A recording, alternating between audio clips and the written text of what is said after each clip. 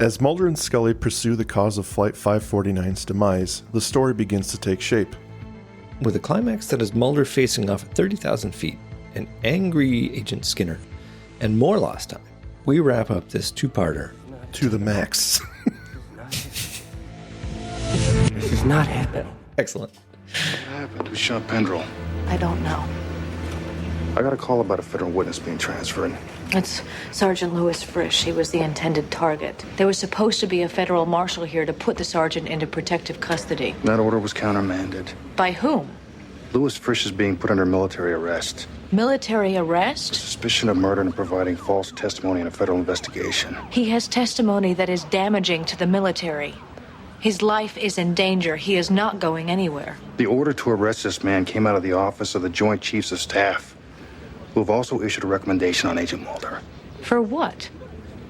Agent Mulder's also been put under military arrest on charges of interference with a military investigation into the crash of a commercial airliner. Sir, the military is responsible for the downing of that plane. They are admitting as much.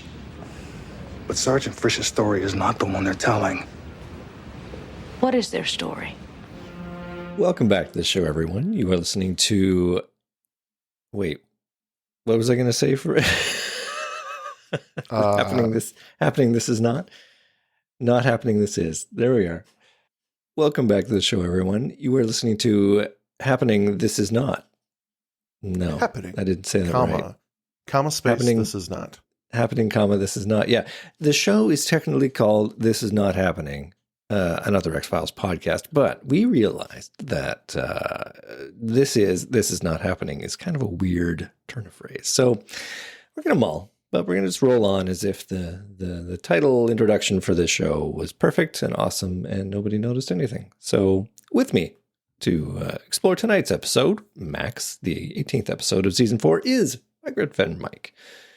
Mike, what do you think that flawless open I just gave there?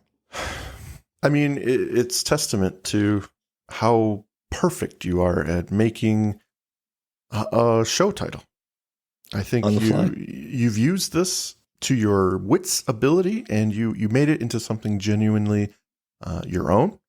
And I appreciate that about you. Your creativity knows no bounds, sir. Absolutely. Do it on the fly. Make it so that you have a real hard time editing it out and then walk away. Burning wreck behind me. Yes. Well, the show that we're going to listen to and talk about tonight is Max, written by Chris Cartner, Frank Spotnitz, the second of two parts, which you may have just recently heard on this same channel, Tempest Fugit. This one directed by Kim Manners, as opposed to the previous one directed by Rob Bowman. So we get to see, in addition to an excellent story continue, we get to see a slightly different directorial style. And maybe we will point out these slight differences if they should occur to us. Are you up for that challenge, Mike? I am. I am excited to get this concluded. And more importantly, I'm excited to watch Pendrell bleed out. That is worth talking about before we get into this. I mean, he's had, 6 episodes? He's shown up here and there? Yeah, about. I mean, we're not going to rhyme him off, but maybe you could do that as a little insert right here. Challenge to editor Mike. But this is Brendan Beiser, who's, I would argue, a nice foil, a nice little romantic subplot, minor subplot. He was never a foil, joke. Though. Well, but he thought he was, which was the joke of it, right? Yeah.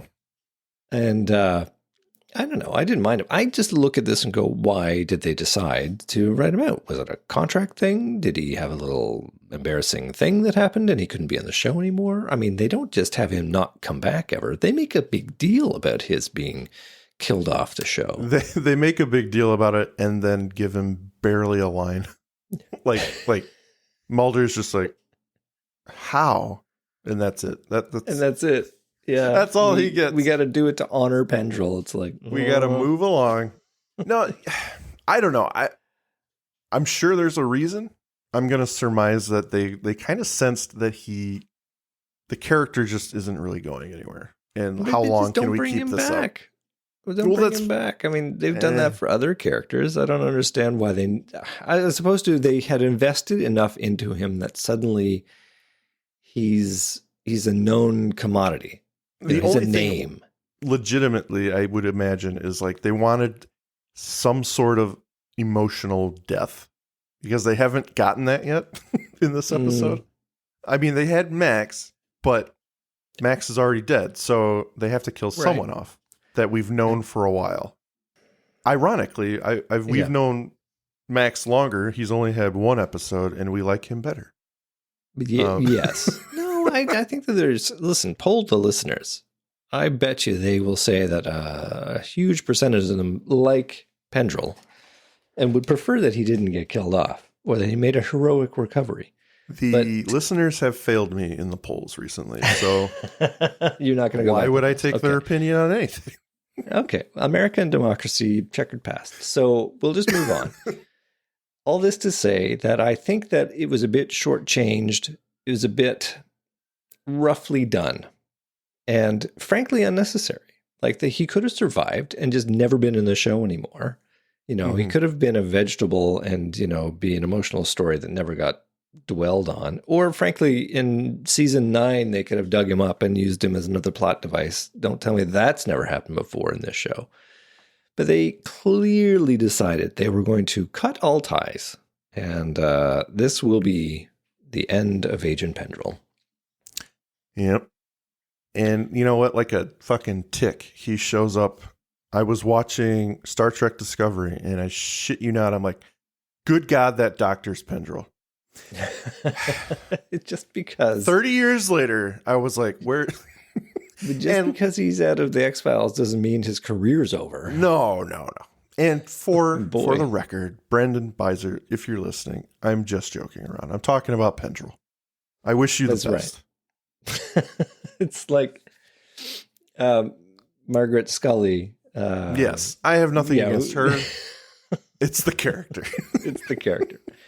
Well, shall we dive in? Again, this is an opportunity where we can literally say dive in, and it's actually on brand because that's how we start. Mulder, he was diving into the greeny waters of Lake Sacandaga. Sacandaga. I believe that's how he says it. I am going to stand by that. Sacandaga. I don't know. Mike, we open underwater. Under the waters of Lake Sacandaga. Sacandaga? Sacandaga.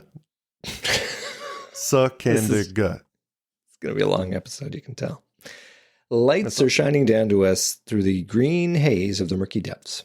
Picking up directly from the end of Tempest Fugit, Mulder has descended into the waters of the lake in New York State, near to the site of Crash 549, to try and find a crashed alien ship, which it appears he has. Tempest Fugit ended with lights appearing to have found Mulder, and as we begin the episode Max, the lights get closer and closer to Mulder, until we see that it is in fact the lights of some kind of underwater craft, and more swimmers are approaching the wreck and Mulder. The swimmers find Mulder's scuba tank, but no Mulder, who surfaces from the water above, gasping for breath. We see 2 dive boats nearby, lights shining into the water. The other divers surface, alerting them to their guest, and the boats begin to search for Mulder, but it's too late. He makes it to the shore. However, as Mulder prepares to leave, the lights of a car turn on, and he is quickly run down, bowled over by black-clad operators, and held at gunpoint as we run into the credits. Mike, how did this opening grab you? It's good. I mean, it's about what we expected. We knew that was going to be some miraculously appeared agent underwater coming after Mulder. Yeah. I like the ship swinging around. That's kind of moving. Yeah, it's moving. Yeah, they burned some gas for that. I think that there's a real missed opportunity for an underwater knife fight. Yes. You know, with James Bond style music and maybe some hand drums. All I can think of in this scene is fucking Flea in The Big Lebowski, dressed in that suit, that skin tight suit in the dream. Mulder is just like running around, all wet, and it's just funny. It's great scene though. It's a pretty good scene. I mean, a lot of production value in this scene. Mm-hmm. After the credits, we flash back to the scene at the bar from Tempest Fugit, the attempted assassination of Louis Frisch, and Pendrell taking the bullet. We now have new camera angles. This time, we see Scully has shot the mustachioed assassin. Mustachin. I think that is. That's his name. Mustachin. Yeah. So she shot the Mustachin in the leg, and pulling away Pendrell's shirt, we see that he's been shot badly in the chest. We hear patrons exclaim that he's getting away, which prompts Scully to completely abandon Pendrell, chase the Mustachin, who has left a trail of blood. Scully exits the bar to find him, but there's nothing but approaching police cars who respond quickly to Scully's badge. Helpfully, the other patrons can do absolutely nothing, leaving Scully to play doctor and staunch the wound with bar napkins. Scully tapes Pendrell's gun, telling the suspicious paramedics that he's an FBI agent that, semi-threateningly, he's not going to die. It's at this point Scully's nose starts bleeding, reminding us that she's not out of the woods yet either. So, Mike, this officially makes it a mythology episode. No. No, it doesn't. Her nose bled. And Mulder's got brown hair. Listen, in Leonard Betts, a complete monster of the week, you said that was mythology. It becomes mythology because just because she gets a nosebleed, this changes Scully's character. This is just a nosebleed. I'm just saying. I find holes in your story, sir. Okay. This proves again that she's a terrible doctor. She can't order paramedics to save Pendrell's life. She thinks she can. Yeah. But she also stops compressions before the EMTs arrive. So it's true. If only she'd stayed with him and done those compressions, he would have survived. Yep. Actually, true story.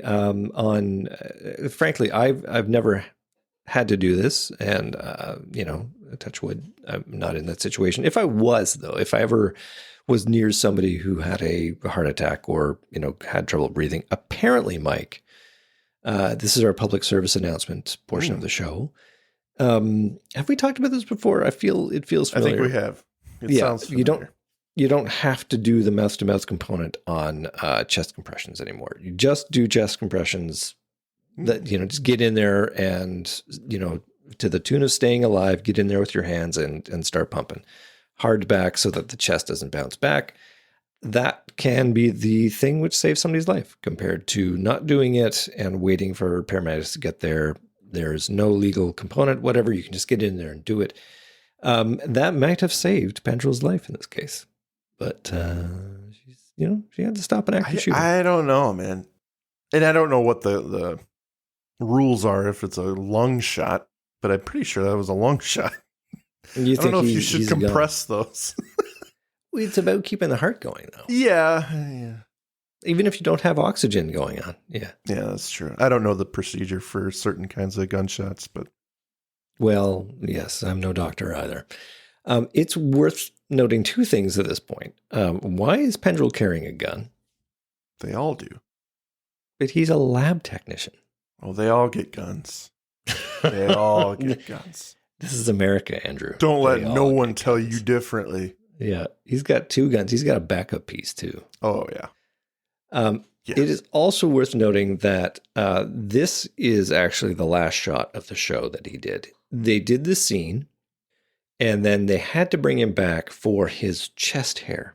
The insert shot of the bullet wound and the chest hair surrounding it. Apparently, they tried to do it with a stand-in. Didn't have the same kind of chest hair that Pendrell had. Good old Pendrell. Yeah, they needed to bring him in for another day of shooting. So, good for him. Get another check. Look at him just extorting the show for his own gains. Guys, I can come back in for flashbacks. Please.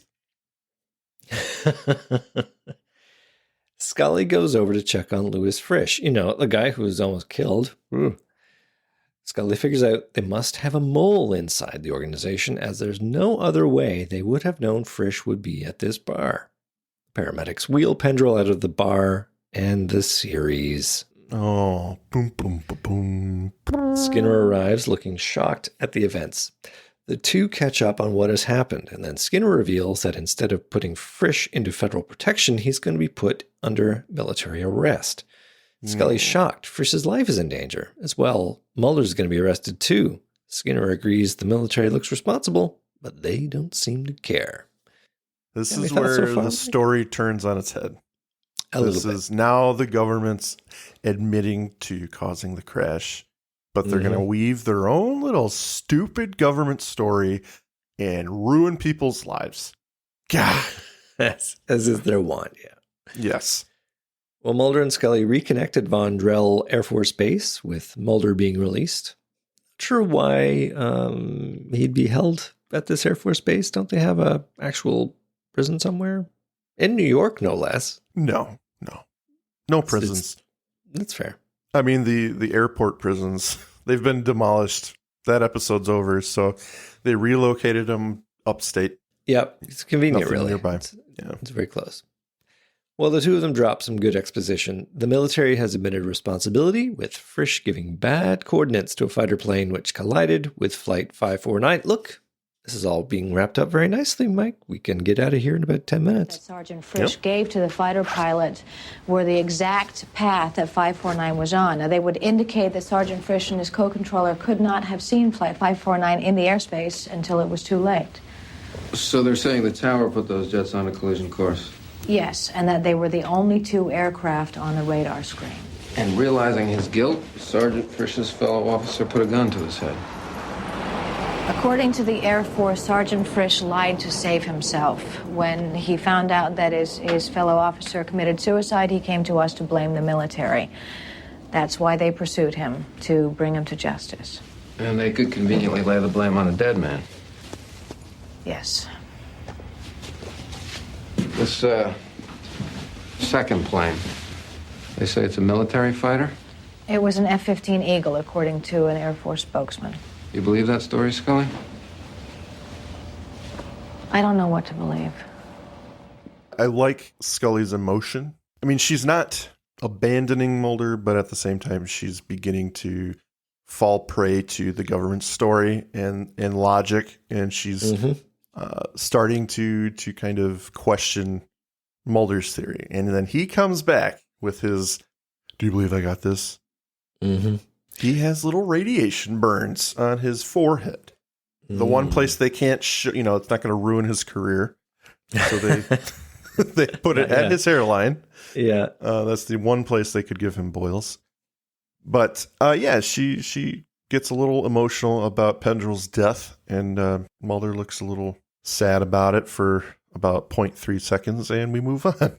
They never have any scenes together. I don't. Have they? They've had a couple small ones. They've had one or two? Okay. Yeah, all right. Well, I want to just push back a little bit on Scully and the official story, because I think that what the characters are missing at this point is the information we have. We know that shit's going down. We know there's a shadow conspiracy. We know that everything is not as it seems because we have more information than they do. But I put it to you that Scully can think, wait a second, this radical admission by the military being responsible, that's because of work that we as agents did. This is a success. We were able to uncover this and bring accountability to these actions. Mission accomplished. Yeah. But Mulder's the one who's like, I saw an alien body down there though, right? Yeah. That's the thing, is they technically won in this instance, but they're not getting the resolution that Mulder wants. So it's, we got to keep pushing, Scully. We got to keep pushing. But you are absolutely right. They won. This is a tactical win. And unfortunately, though, I think in Scully's situation, she doesn't want, and this has no bearing on the rest of the episode, but even though she's kind of buying into what the government's saying, she doesn't want to kind of abandon Frisch. And if she goes along with what they're saying, even though they won this battle, he's going to go down. So I don't know. Yeah. Well, keeping on, Mulder shows Scully some radiation burns from the crash site at the bottom of Lake, I want to say this right, Sakandaga. Then he goes into detail of his theory of the fighter plane shooting down a UFO that collided with Flight 549. But the air traffic investigator Mike Millar has not found any evidence that Flight 549 was involved in a collision. Further, Millar found Sharon Graffia, up until this point, Max's sister, wandering around the crash site. Turns out, though, she's not. She's an unemployed aeronautical engineer who spent time in and out of mental institutions where she met Max. Sounds suspicious. Mm-hmm. So more plot nuggets and questions at this point. Plenty of jumping off points for the episode. As if that wasn't enough, Scully drops the next bomb. Agent Pendrell is dead, having saved Frisch's, if not Scully's, lives. So here's where we should play I Will Remember You to underscore the massive contribution that Agent David Pendrell, Stephen Pendrell has had to the show. The evidence he has uncovered, the clues that he has given, been instrumental in propelling their cases to successful resolution. His romantic overtures towards Scully were always completely rebuffed, but he's always been a compelling component of the show. I think he's a predator. He didn't take no for an answer. I don't care if you're drunk, sir. 90s logic, man. 90s logic. Oh, you're on a date. Fuck him. I'll buy you a drink, even though you didn't. I got a have lab one. tech salary. I can afford 3 drinks. I've been waiting here 3 days for you. I missed your birthday party. I wish he had a present as well. Like he had a little gold, wrapping box with a bow on it, and it got. He gets her the nicest pair of earrings you've ever seen. And then you just compare it to Mulder's keychain.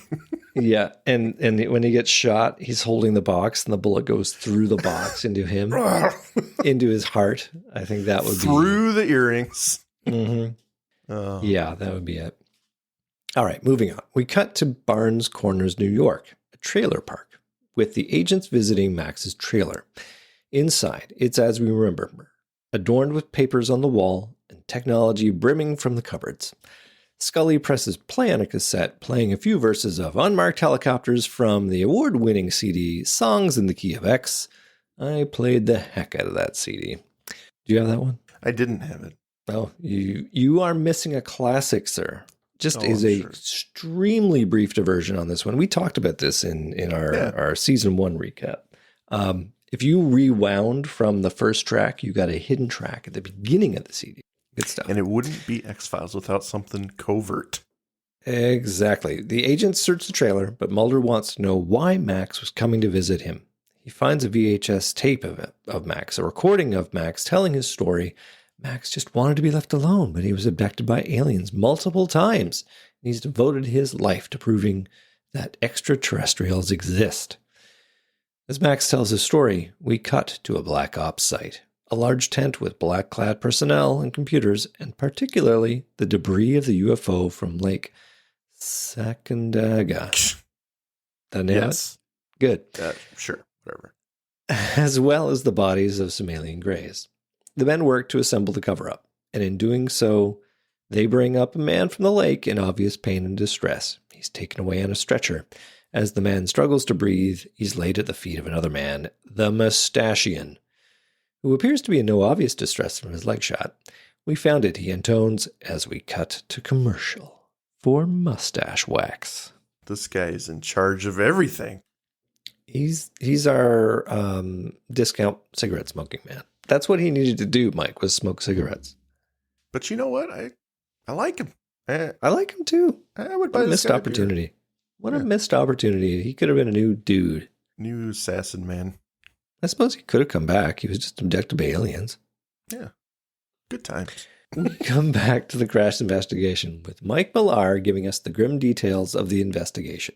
3,000 hours of research, but no evidence to support the Air Force's assertion of a mid-air collision. He goes on to thank the team, tells them to go home to their families. Mulder and Scully arrive, and the three have a bit of a catch-up. The story the military is promoting is a convenient cover-up. Mulder gives his story to Millar, Max Fenning in seat 13F. We go back in time to relive the events of Flight 549 through Mulder's imagination of what must have happened. Max sits in his seat, paranoid of being followed. Max clutches an object close, his little handbag, his clutch. He's clutching a clutch. Yeah. Mulder asserts that the object is what brought down the plane, physical proof of extraterrestrials. Again, we see the man assemble his plastic gun as a plane is intercepted by the UFO. But as the UFO prepared to take Max from the plane, another plane, a military F-15 fighter, was on an intercept course with Flight 549. On board Flight 549, the doors open and Max goes into a seizure. Everything goes still as his body is levitated through the space and outside the plane, and he is abducted by the aliens. The non-mustachioed assassin on the plane tries to shoot Max a few times, but of course his gun doesn't work because aliens can make your guns not work. That's their superpower. Mulder posits that if the UFO wasn't interrupted, Max Fennig would have been returned to the plane and everyone's memories would have been erased, and no one would even have known about the events. Except that the F-15 shot down the UFO directed by the Air Force, and this caused the Flight 549 disaster. Mike, what do you think of this assertion? Does that make sense? It makes sense. Well, I think this has some problems with it, just because, I think it makes sense. It doesn't make sense that they're shooting down a UFO. And that is my issue with this two-parter. Above anything, they don't explain exactly why they're intercepting a UFO. There's no reason for it, according to the mythology. So why are we doing it? It's a great story. I think this whole two-parter is enjoyable and exciting. Yeah. I feel like I'm on board with what's being posited here, but yeah, I just don't get why. It doesn't really jive with the mythology. They don't give us enough to explain why. And you know me, I do like to have a little bit of sauce to stir through my plot dinner. Yeah. But in this case, there's so much in this episode that I think to get to that level of detail would have taken a lot of work. And it probably wouldn't add much to it because it's ultimately forgivable. You know, it's this is not mythology. You're not supposed to drag any of this with you. This is just the story that we get. It's a Little Green Men of a show. I'm with you. I understand that it's not mythology, but I think they should have made it mythology for some reason. Just to explain what's happening, because it just doesn't work for me. Like I know we've had other episodes and we joke about how many races of aliens we've got here. But yeah. Because there are other episodes where it doesn't fit, but I think we're far enough into the series now where we should be away from that. Yes, we're trimming the fat in terms of, yet another alien species that visits Earth and probes cows or does whatever they're going to do. Yeah. So because we don't get that explanation of why they're doing this, why the military is taking down an alien ship, even though they're in cahoots with the aliens, make it something where like this guy was a new recruit and he reacted to something. He's a new pilot, whatever. He wasn't clued in on the fucking syndicate. I don't know, something. Well, but he was directed there. Like it's not like an F-15 happened to be in the area. They directed him to get hanging out. Just over northern New York. Just on my nighttime flight. I think the missed opportunity would have been to extend Jose Chung.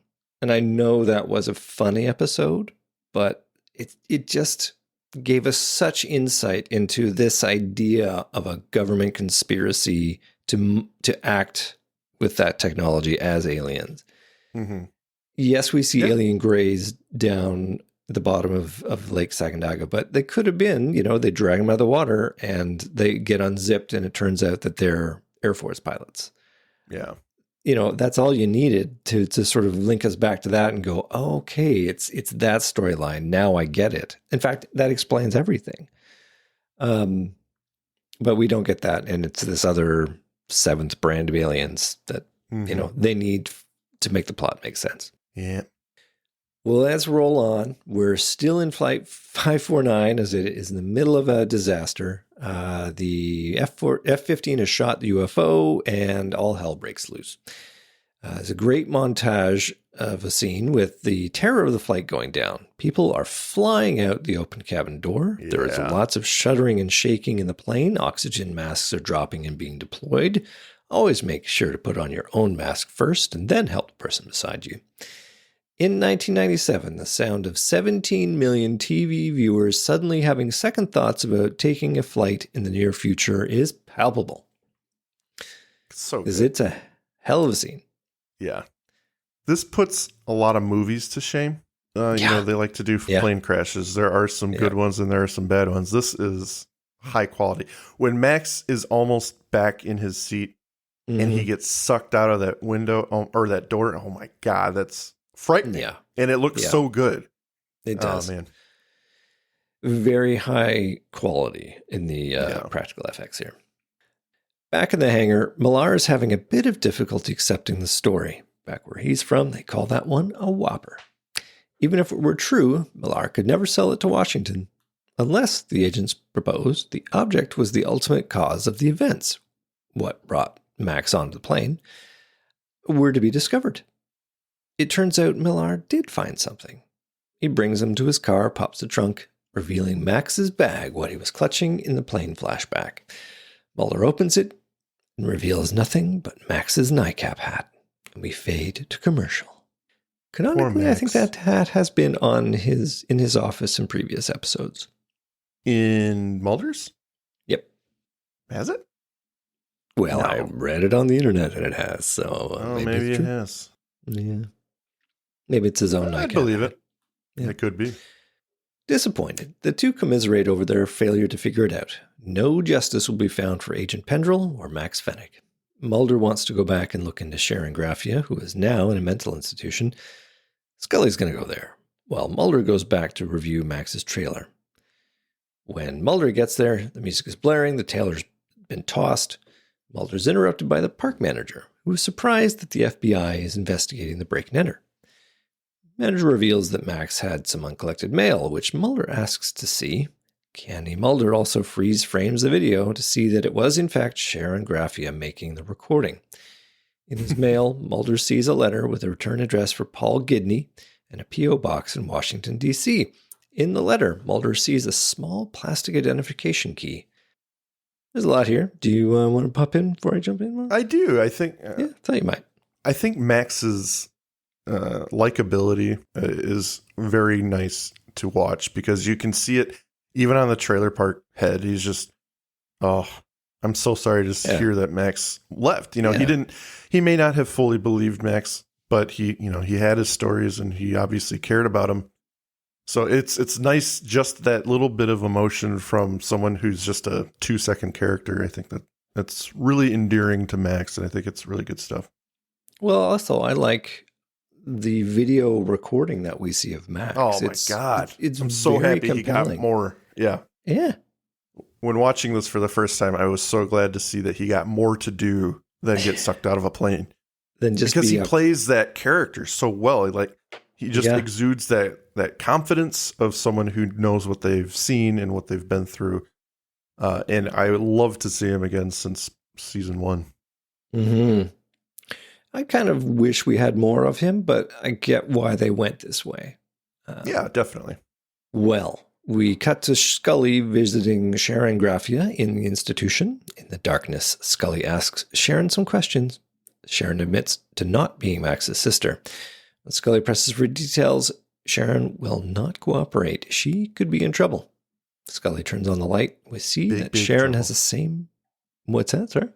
Big trouble. Big trouble. We see that Sharon has the same radiation blisters as Max. Sharon reveals the blisters came from something Sharon stole from her employment as an aeronautical engineer. Max said it was alien technology, 3 interlocking sections. Max had one, Sharon another, and the third? Well, where's the third? I guess conveniently we cut to Mulder at the airport, providing his luggage claim. The little tchotchke in the envelope was a luggage claim. Crafty Max mailed it to himself. As we wait for the man to return, Mulder sees several men in the distance, suit and tie types with grim attitudes, waiting for him to pick it up. Canny Mulder produces his credentials and asks for a secure entrance into the terminal. And as he exits, the bad guys pick up the pace to chase. Mulder and the bag enter the terminal, and he gets a call from Scully. We get a nice tense moment where she's trying to tell him it's highly radioactive, but Mulder can't make it out because of the quote-unquote interference. He does make out the dangerous parts, and we see him get the bright idea to put his bag through the X-ray machine. Now, hold on a second. I'm going to tell you what it looks like. No. Mulder, listen to me. Do not handle it. Whatever it is, it's highly radioactive. Hold on a second. Mulder?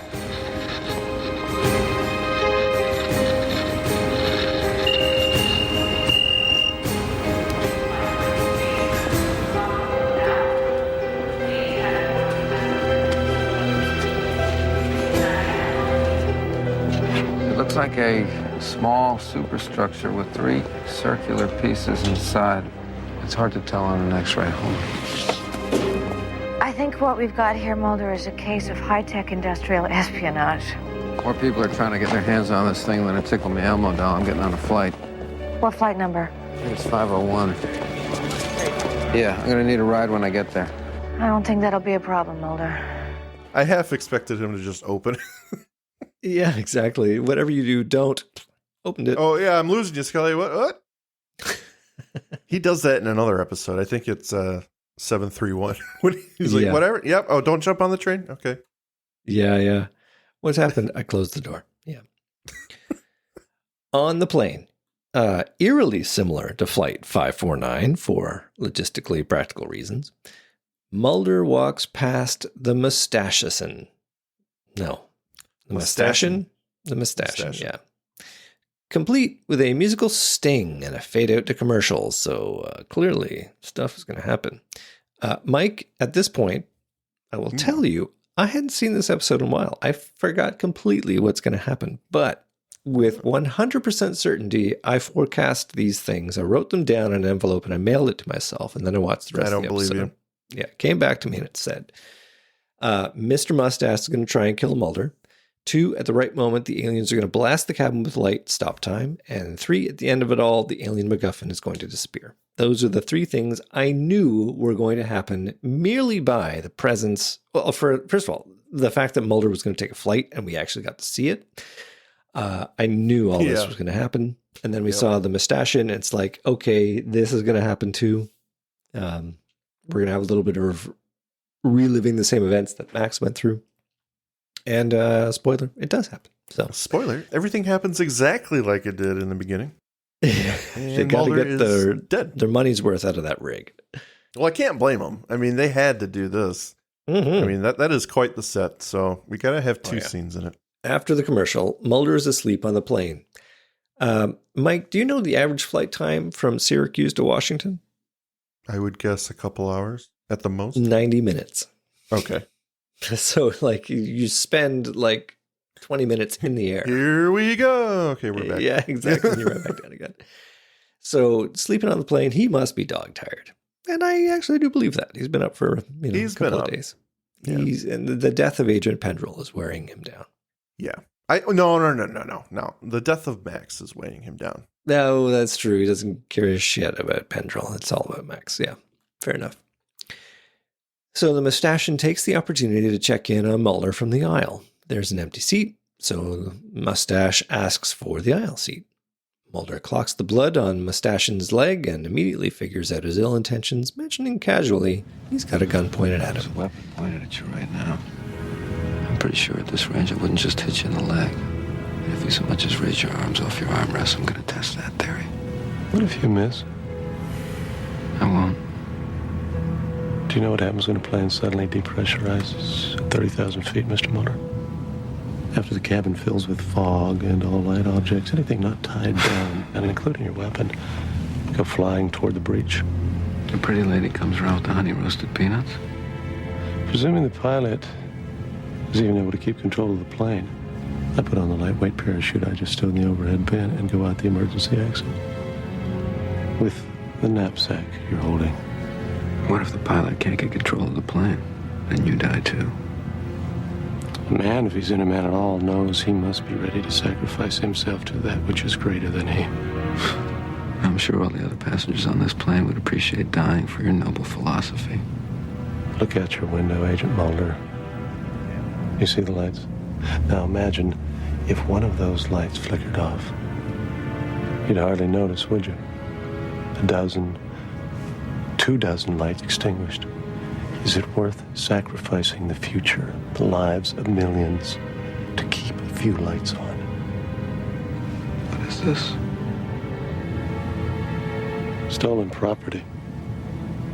It's an alien energy source, isn't it? What is it, cold fusion?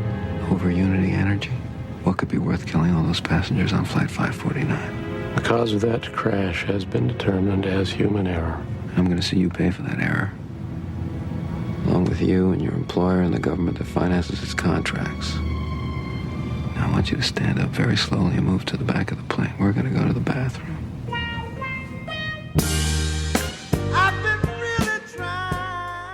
The machismo between this guy and Mulder. There's a lot of dick measuring here. He doesn't believe Mulder's going to shoot him. Neither do we. Yeah. Mulder's saying, you know what, I'll do what I got to do, and I'm going to... How can you make that decision for everyone on this plane? I'm sure everyone would love to hear your reasoning behind their deaths. It's a lot of good stuff, but a very good scene. Very tense. I love the character Scott Garrett, who is never introduced, but canonically that is his name. Yeah. The Mustachian. I kind of wish he wasn't just a retread of the ginger-haired man. Right. I mean, he's not the same character. He doesn't use the garrote, but although his name is Garrett. Hey. But they have the same whatever it takes for the company attitude. Cool, confidence, kind of. Yeah. I don't need to tell you anything. I don't need to explain or justify my actions. I am just this button man who is, I will do whatever it takes to accomplish my goal. And I kind of wish they had an opportunity to delve a little bit, or to have him show some doubt, or him to give something to say, no, this is why we're doing this. There is a reason for this. And it's just not going to last, because that's not, that's not going to work for Mulder. So it is what it is. It is a good scene, though. I do love the character. It's a shame that we only get him for this two-parter. Yeah. I think that would have been an opportunity to mythologize this episode. Yes. And unfortunately, it was not utilized. Yeah, we're not going to learn anything here. So Mulder asks what's in the knapsack, but of course, he doesn't get a good answer. Mulder forces the man to get up and go to the rear of the plane, stowing the Mustachian in the bathroom and barring it with a super secure drinks trolley. He calls Scully from the plane and tells her he's got Pendrell's killer. Checking his watch, though, he sees that it's stopped, and instead of just checking to see if it needs a good winding or a new battery or asking somebody else to see their watch, he jumps to the admittedly not completely crazy assumption that the plane is about to be boarded by aliens. As he decides to test the stewardess with this completely batshit crazy assertion, they're rudely interrupted by Mr. Mustache, who has fairly easily escaped the bathroom, holding a plastic gun, demanding that Mulder puts down the bag, to which Mulder complies. The two stare at each other menacingly, as suddenly the plane is bumped by a UFO, lights streaming around them. In the midst of the chaos, Mustachian and Mulder continue the stare down. Mustachian has the bag now. He's moving away. The cabin door shakes ominously as the aliens start to come in. The Mustachian is frightened and uncertain, and Mulder suggests that he lets the bag go. The cabin door pulls away. The plane is flooded with light, and with a cunning crossfade through white, we are now in Washington, the plane having landed. Skinner and Scully race to the plane, agents in tow. Inside, the passengers calmly begin to get their stuff and deplane. They settle on Mulder. Looks despondently at the window. The Mustachian is not on the plane. They check their watches. Mulder has lost 9 minutes of time. As Skinner demands an explanation, Scully wisely suggests that he really shouldn't. Skinner asks Mulder if the man is on the plane, and Mulder, seeing that the bag has disappeared, quips that the man must have got the connecting flight. Oh, Mulder, you kill me. All right, that was a lot. Mike, what do you think of that scene? It's great. As you say, it's something where we knew once we saw Mulder on the plane that this was going to happen. Yeah, I think it's exciting. I think it is necessary for this episode to kind of conclude in the X-Files way. Yep. But yeah, very exciting. For not. Yeah, I mean, we get to see the same thing happen again, so it's only this time, Mulder's on board. So it's nice to watch the door kind of pop off the hinges and move outward and just kind of vindicate Mulder and vindicate Millar. This is how it happened. Except that he doesn't remember it, though. I know. So there's no vindication. There's no vindication, but there's vindication for us to feel it. That's the most important thing. Yep, fair. Yeah, good stuff. Well, time for the end game, Mike. We cut to the video of Max Fenning, with him going on about alien technology, the government, etc. Sharon, Graphia, and our agents are looking at the videos. Sharon is keeping Max's legacy. She thanks the two of them for helping them, and the agents depart. Outside the trailer, the two reminisce about Pendrell. Scully then goes on to talk about the Apollo 11 medallion that Mulder gave her for her birthday. You never got to tell me why you gave it to me or what it means. But I think I know. I think that you appreciate that there are extraordinary men and women and extraordinary moments when history leaps forward on the backs of these individuals. That what can be imagined can be achieved. That you must dare to dream, but that there's no substitute for perseverance and hard work and teamwork, because no one gets there alone. And that while we commemorate the greatness of these events and the individuals who achieve them, we cannot forget the sacrifice of those who make these achievements and leaps possible. I just thought it was a pretty cool keychain. And they walk off together, the camera tracking up to the night sky, bringing us back full circle, Mike. Full circle to how we all began. And that's the episode. Mike, what are your final thoughts on Max? I am high on this episode. I'm high on the previous episode. I think this is one of the strongest two-parters of the show. It is a thrill to watch. The emotions that these two episodes kind of suck out of you, like especially in Tempus Fugit, I think it's just seeing the visuals of a plane crash, how the turbulence feels when you're watching Max and everyone aboard Flight 549 react. It feels very visceral, very true. I've never been in a plane crash, thank God. But I imagine this and the aftermath are pretty spot on. So it's just great to watch. And to piggyback on what I said about Tempus Fugit last week, I think it's just a blast to watch, and the acting on this is phenomenal for everyone involved. So it's just a great two-parter. My biggest complaint, as I have stated, is the fact that the alien story just doesn't jive with the rest of the show. So it's like, I can accept it as a one-off, but it makes less sense in that way. So it's a little bothersome as a super fan. I'm like, okay, why does this not make sense in the grand scheme of the show? That's kind of where I'm at with it. Yeah, I feel that. It feels like a lost opportunity, because anytime we have two-parters, they're usually mythology. And this I think is demonstrably not mythology. And I feel like they want you to think it's mythology, but it's not. Yeah. Well, it's got stakes because they eliminate a secondary character. So clearly they intend for it to be an important milestone, except it's not. I mean, we don't care. we don't have a scene later on where they're going to go to the lab and drop this off to Pendrell and it's somebody else. And they have a moment of, oh yeah, Pendrell used to do that. And now we got this red shirt. We don't know. But so, I mean, we never really come back to that. The ripples of Pendrell's death are not far and wide. They're far and wide in the very small microcosm of this episode, but even that doesn't feel like it's a huge thing. Right. I think it's one of the better two-parter arcs. I would say, like, if you wanted to show somebody what the X-Files is in long form, this is a good example. It's kind of the typical show in a nutshell, but I think, like you, the alien story is the weak point.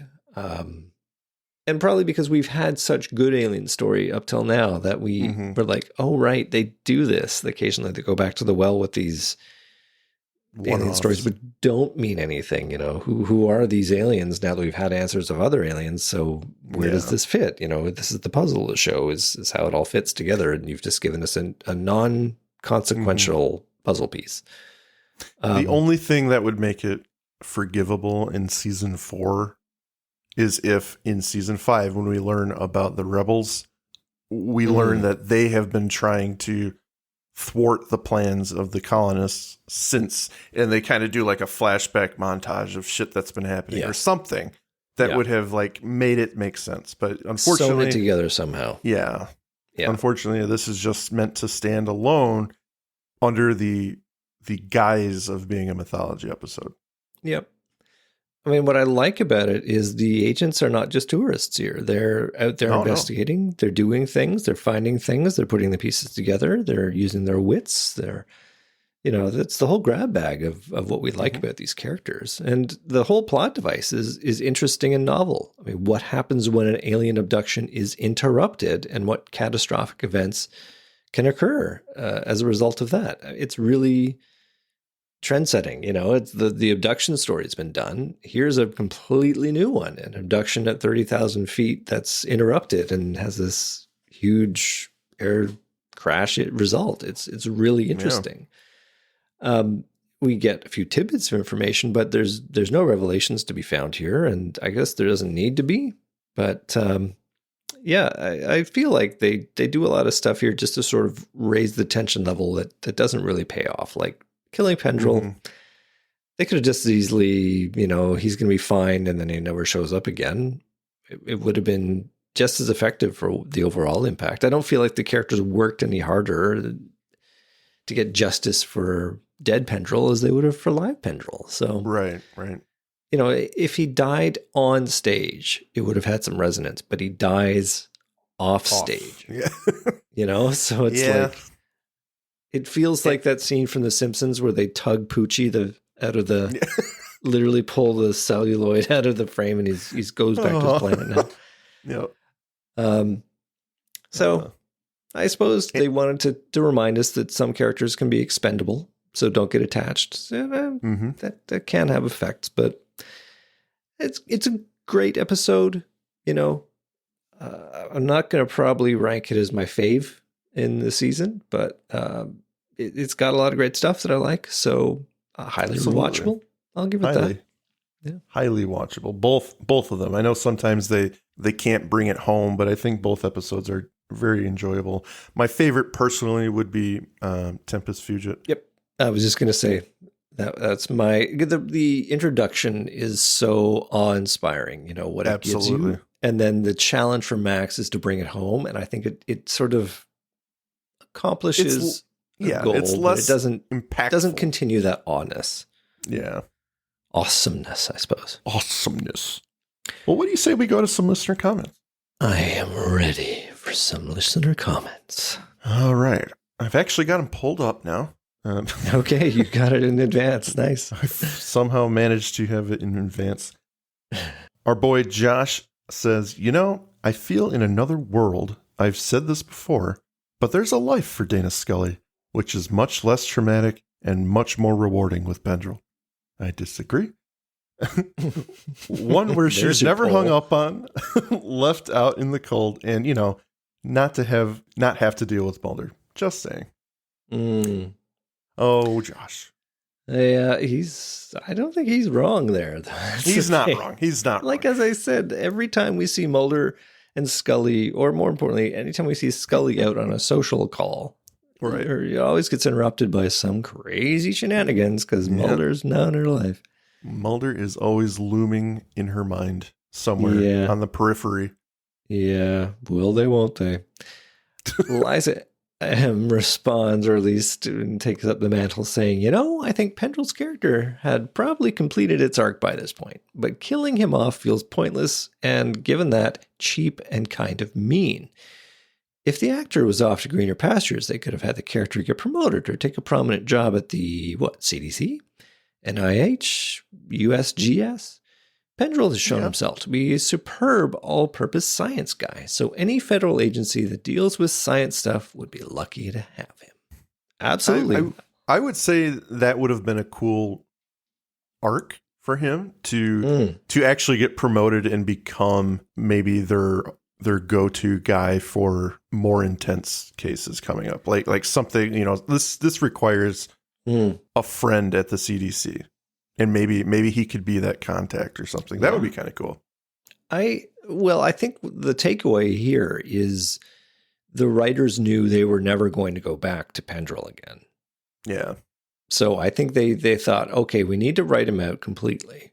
And that means he's going to get shot to death or, he's going to get abducted by aliens or something is going to happen to this character. And I did try and do some research as to what happened to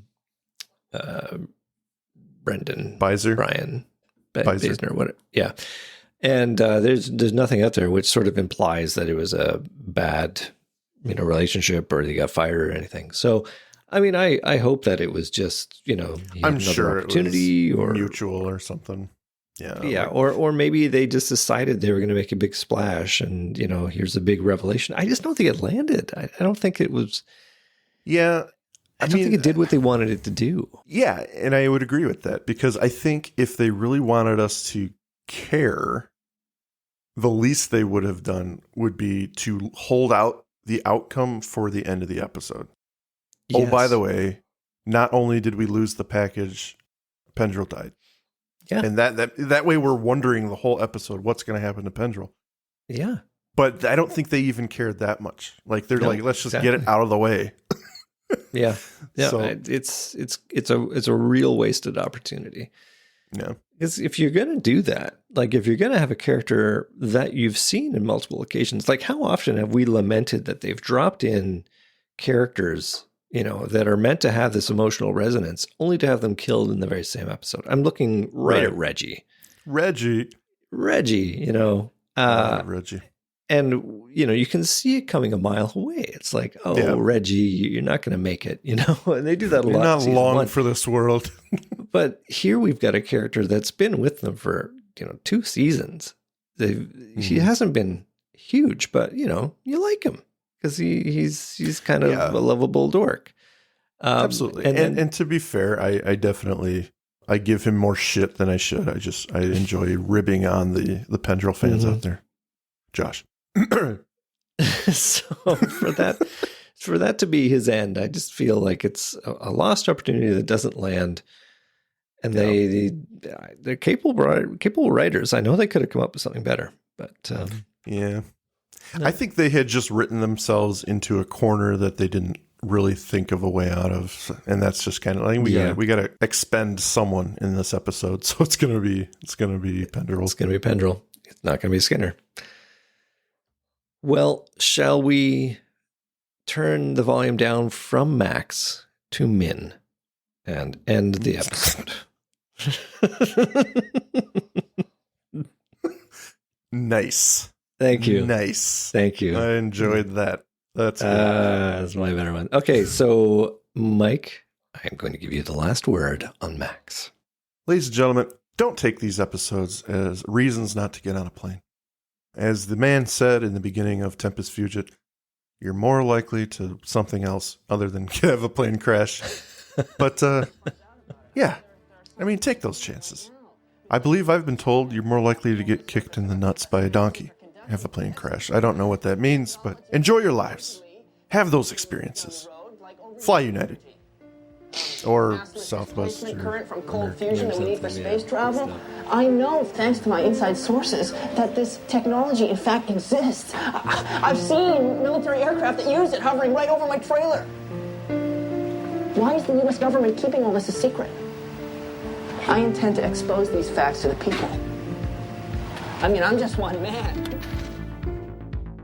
Thank you for listening to today's episode. If you liked what you heard, please rate and review on your podcast app of choice. Andrew and I would be eternally grateful to you fine people for helping us expand and get the word out. Also, we've got a killer group on Facebook. Feel free to join in on the discussion at facebook.com/groups/thisisnothappeningpod and become an official member of the syndicate. We do polls and we have questions for every episode to give you guys the opportunity to chime in and possibly let your voice be heard on our recordings. And please join us on our new Twitter at tinhxfilespod, no dash, to stay up to date on everything, moment to moment. Thank you, and remember, don't stop swimming.